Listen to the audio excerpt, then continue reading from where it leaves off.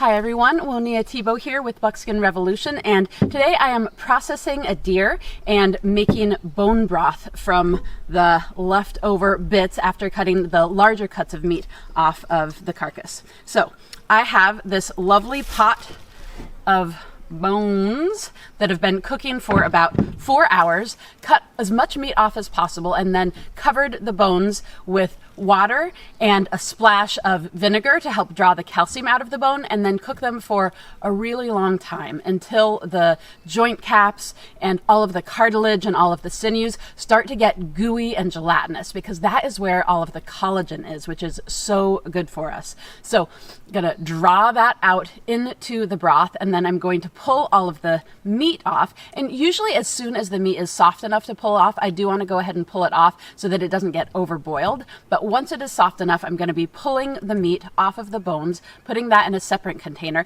and then boiling the bones down further to get all of the good stuff off of them. And then I'm going to can those separately. So with the pulled meat with just enough bone broth to cover, and then also canning some jars of bone broth, which is going to be a wonderful ingredient for other cooking. I can cook down grains in bone broth to make them more nutritious and digestible. I can have it as my special little bone broth elixir that I often have as my first meal in the morning, which is so good for me. I can use it for making soups and stews, combine it with the meat that I processed off of the deer. So many uses for bone broth, and it is so incredibly good for you and good to have around.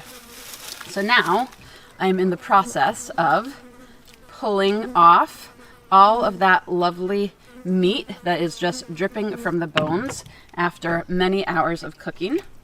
And you can see this, the end cap of this bone, this is the top, this is where the tibia enters into the femur, I believe. So that bone cap just popped right off because there's cartilaginous tissue between the tip of the bone and the long length of the bone itself. So that is a great sign that this is wonderfully cooked down and starting to really release all of the good stuff into my broth. So I'm going to take off all of the bits that are soft enough. That includes all of the weird cartilaginous stuff that doesn't really feel like meat. We're going to pressure can this meat, and so all of that stuff is just going to be absolutely amazing, wonderful, delicious, nutritious, full of collagen. And you know, a lot of people don't realize that it's the kind of cheaper cuts of meat with a lot of sinews and membranes and fascia and whatnot. That's where most of the collagen is. So it's actually so good for us, and pressure canning it makes it super chewy and easy to digest. So good for you. So soft enough to just be kind of squishing right off the bone. That is what we want.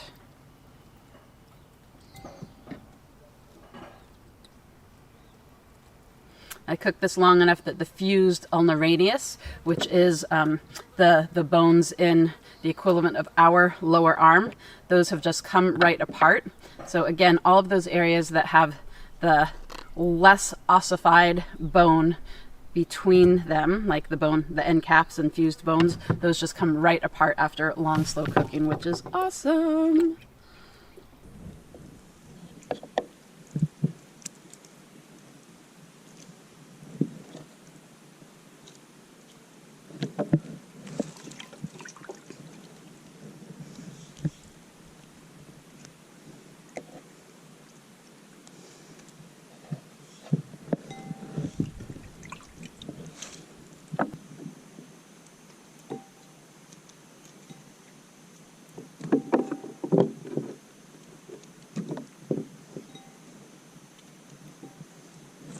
All right, so that didn't take me long to pick all of the meat off of the bones, and now I have a lovely bowl of picked meat.